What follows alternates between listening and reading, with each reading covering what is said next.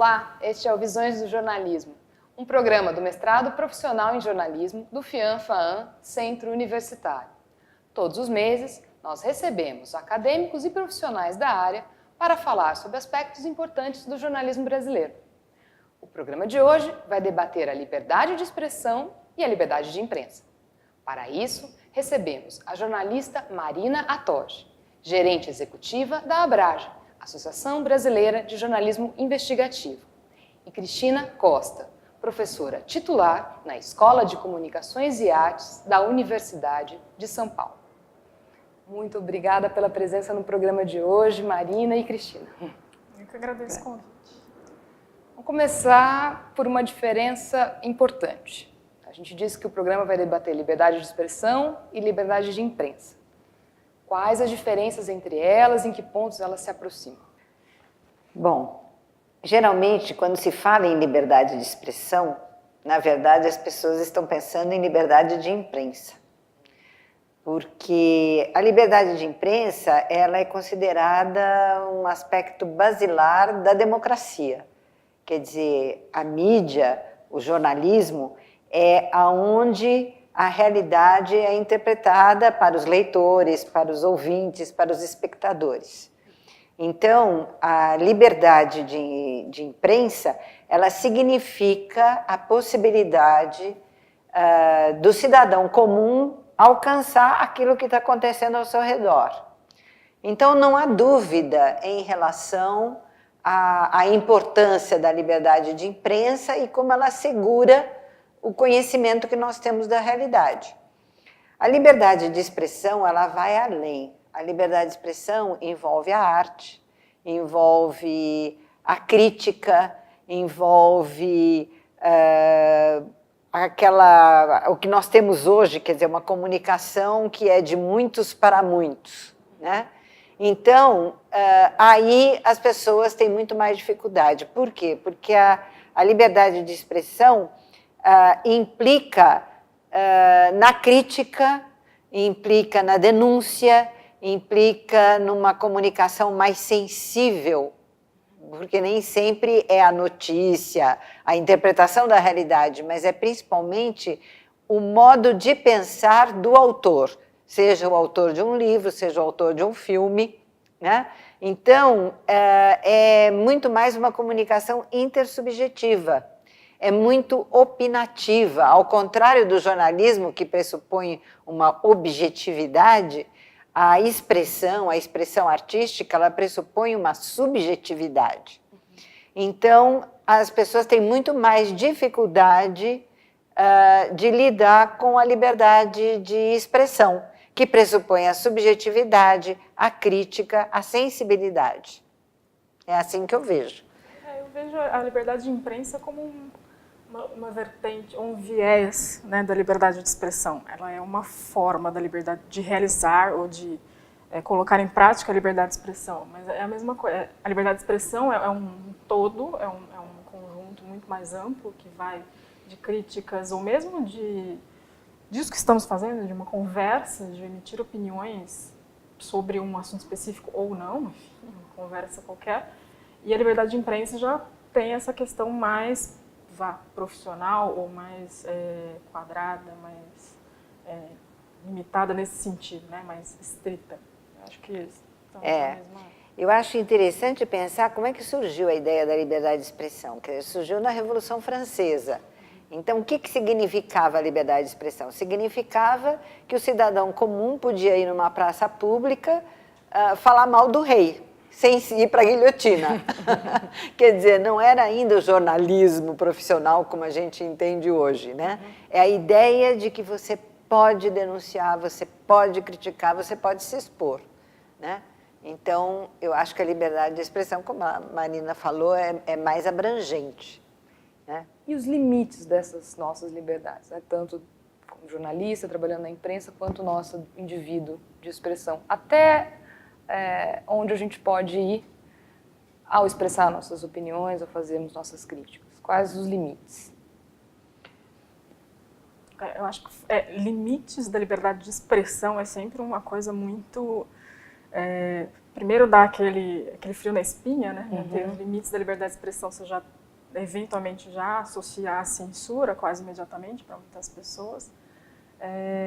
Mas é uma coisa que ela existe, na verdade, né? Acho que constitucionalmente até ela existe, na medida em que você, na legislação você acaba existindo isso, na medida em que você tem, por exemplo, tipos penais, que é inadequado, mas enfim, tipos penais que tratam, por exemplo, de calúnia e difamação, ou permite processos civis por difamação. Então, quer dizer, existe um limite, você pode dizer o que você quer, sem ter represálias, em certo sentido, mas a partir do momento que você ofende alguém, a partir do momento que você imputa algum crime ou alguma irregularidade a alguém sem ter provas ou de forma irresponsável, você topa com o limite do outro, né? Acho que é um pouco o que os nossos pais diziam pra gente, ensinavam pra gente, né? Você vai até onde você não machuca o outro, até onde você não ofende o outro, até onde o direito do outro não te para, né? Acho que isso vale para a liberdade de expressão também, mas é sempre um balanço bastante delicado. Difícil, né? Eu penso o seguinte, toda cultura tem seus tabus, toda cultura, né? E é claro que a liberdade de expressão, primeiro, ela é muito nova, né? A Revolução Francesa, quer dizer, a censura sempre existiu na cultura humana, sempre, né? Nós tivemos censura antes de ter arte, antes de ter jornalismo, antes de ter tudo, sempre tivemos censura. Não nós, Brasil, nós seres humanos, né? A liberdade de expressão é que é um valor muito novo, então ela está sendo construída. A gente está, a cada época, a cada dia, colocando mais um tijolinho nessa construção do que é a liberdade de expressão. E é claro que ela tem obstáculos, e eu acho que esses obstáculos eles têm que ser respeitados. Longe de pensar que qualquer tipo de expressão é possível em qualquer lugar e qualquer época. O que nós, lá do Observatório de Comunicação, Liberdade de Expressão e Censura, pensamos é que esses limites eles têm que ser estabelecidos na coletividade, não de cima para baixo, mas de baixo para cima. Quer dizer, a sociedade precisa aprender a debater o que é que ela quer ver, o que ela quer ouvir, o que não a ofende, e não alguém, ou um poder, ou uma autoridade decidir por ela.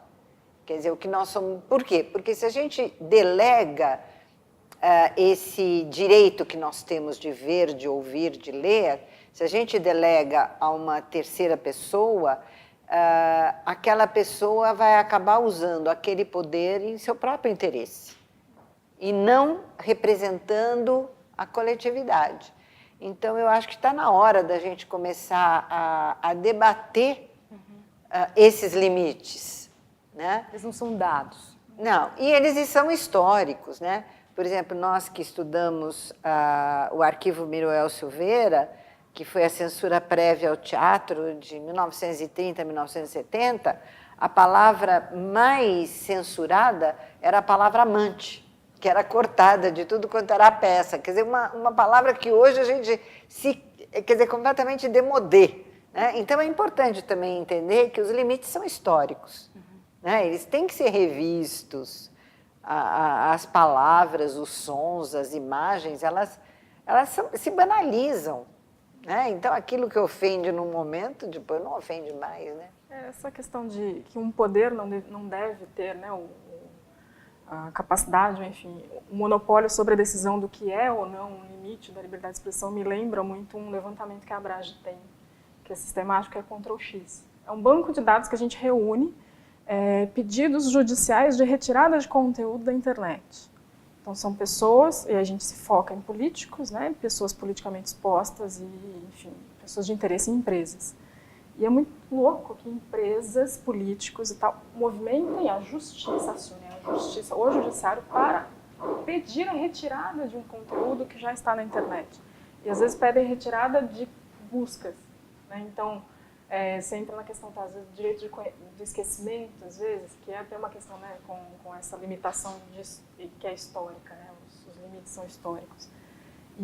E o judiciário ele tem uma tendência a deferir os pedidos de censura prévia que são feitos nesses processos. Direito de esquecimento, se você quiser falar um pouquinho, explicar. Sim, o direito ao esquecimento seria, por exemplo, uma questão do judiciário. O judiciário brasileiro ainda está tateando um pouco nessa questão, mas o judiciário espanhol deu ganho de causa a um cidadão que pediu que o Google retirasse do seu sistema de busca, do seu sistema de indexação, o nome dele nas buscas. Então, você busca o nome desse ser humano e ela não aparece mais na indexação de buscas, porque ele tinha sido condenado, se não me engano, por um crime ou alguma coisa assim, e ele não queria mais ser associado a isso, porque ele já tinha cumprido a pena, já tinha sido inocentado, não me recordo precisamente o que era.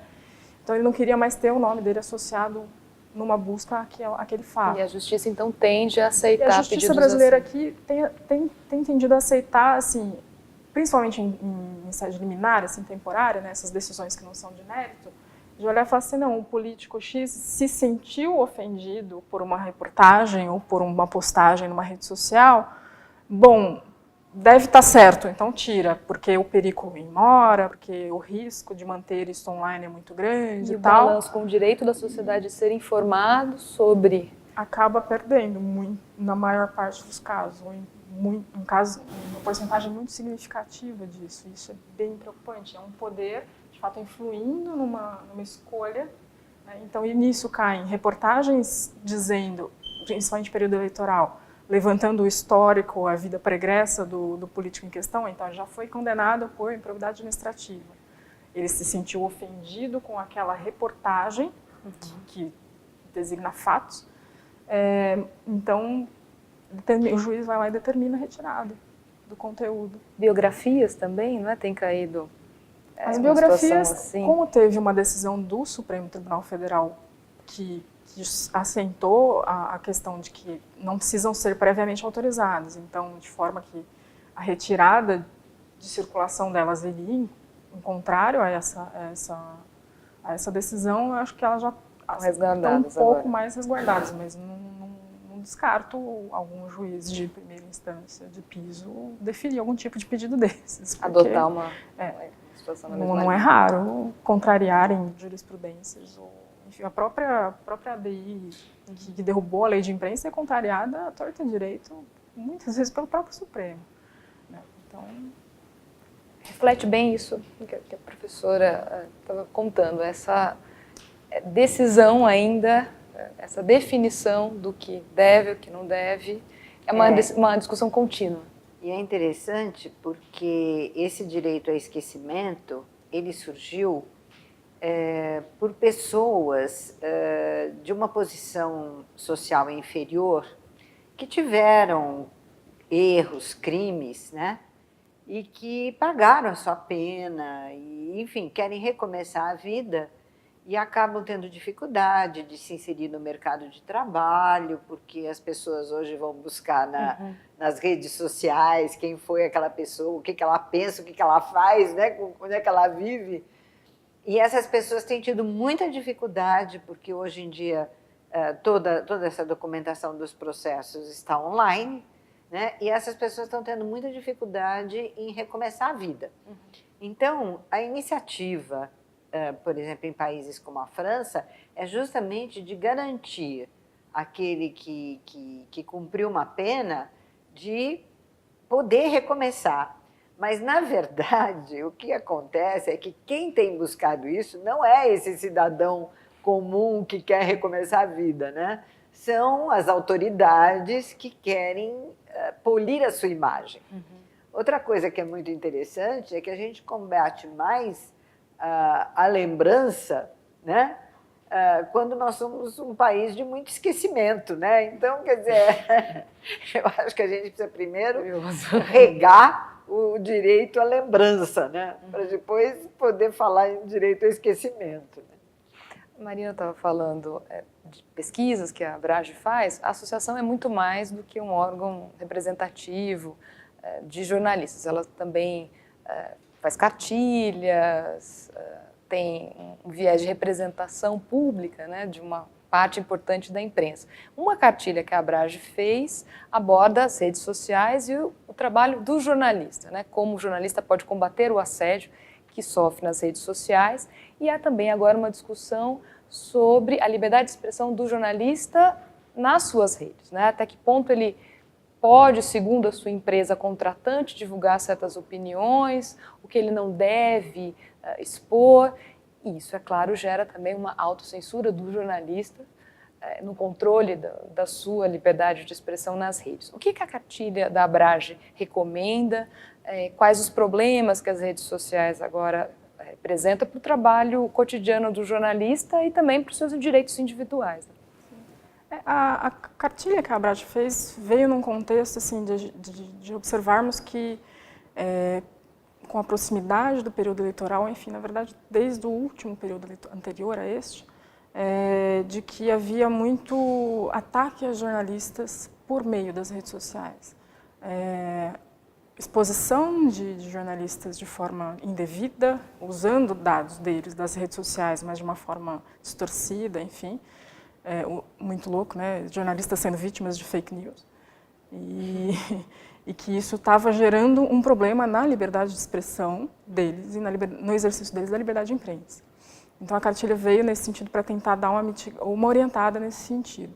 Essa cartilha vem para trazer essas orientações, como você evita ao máximo ser vítima desse tipo de mecanismo, né? Que tem um termo em inglês que é um pouco até feio, chama doxing, que é você se prestar a procurar informações pessoais e de família, enfim, de uma pessoa na internet para expor, e assim expô-la a um risco ou a um linchamento virtual. Então, são técnicas ou mecanismos para você evitar isso ou lidar com isso se isso acabar acontecendo de alguma forma. Então, os principais acabam sendo formas que a gente mesmo se questionou se não eram autocensura, que limite que era autocensura ou autoproteção, mas a gente falou, não, isso é autoproteção, preservação. Então, tentar o máximo possível não vincular os seus perfis de redes sociais com familiares, por exemplo, porque você pode expor os seus familiares e eles não têm nada a ver necessariamente com a sua profissão. Tentar não colocar o mínimo de dados pessoais, que são recomendações, na verdade, de segurança bastante comuns a qualquer jornalista ou não. Procurar não colocar suas postagens de forma mais privada ou restrita, de acesso restrito, não deixar público para qualquer um olhar, para qualquer um ver, porque as pessoas não têm necessidade de você expor, por exemplo, estou de férias, não sei aonde, sabe? Ou coisas desse gênero, não tem necessidade nenhuma das pessoas saberem. Ou ter perfis separados. Você tem um perfil seu, pessoal, para interagir com seus amigos mais próximos, com seus familiares, que seria o ideal, e um perfil público, em que você é o profissional, em que você se posiciona, enquanto profissional você tem aquela postura profissional. É como a gente acaba sendo, né? Na redação, enquanto a gente está trabalhando, a gente é uma pessoa, eu tenho certos comportamentos, fora dela, em casa, com os amigos e tal, é outro comportamento, é meio que adotar isso. E algumas técnicas de preservação dos dados, por exemplo, 2 fatores para fazer login na sua conta. Então, se tiver um aparelho estranho ou de outro lugar, ou outra coisa, tentar acessar a sua conta de e-mail, por exemplo, você recebe um alerta. Se for você mesmo, você a permite, se não, não. Criar senhas fortes, usar gerenciadores de senhas. Basicamente, ao fim e ao cabo, são instruções de segurança na internet, de modo geral, para que você não seja capturado de alguma forma por um ataque desses.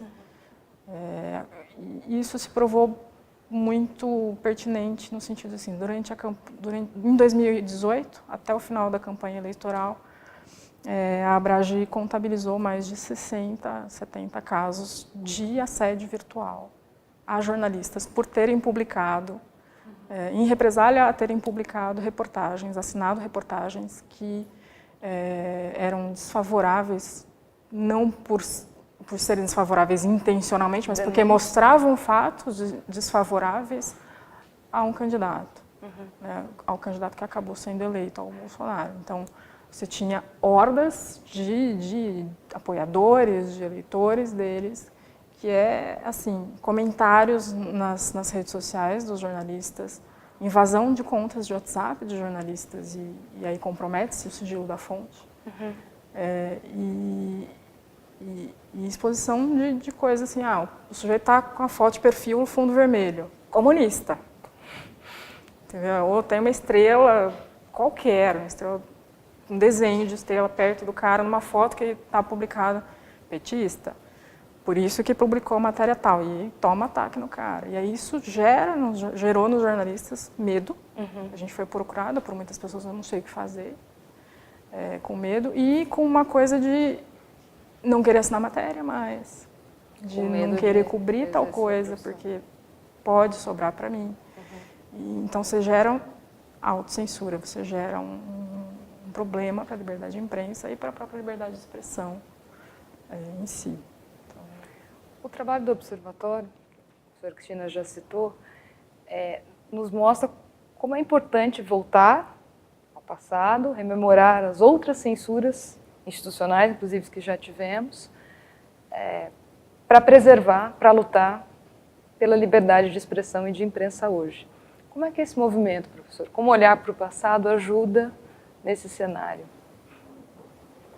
Olha, no passado, nós sempre tivemos, nós tivemos inicialmente a censura institucionalizada, é importante a gente pensar que a censura não é apenas a atividade do censor, né? Ela é uma instituição, ela tem uma rotina, ela tem pessoas que são nomeadas para fazer determinadas coisas, ela tem verba, né? Então, a censura, quando ela existe, institucionalizada, ela por si só já é uma força de repressão e que provoca a autocensura, né?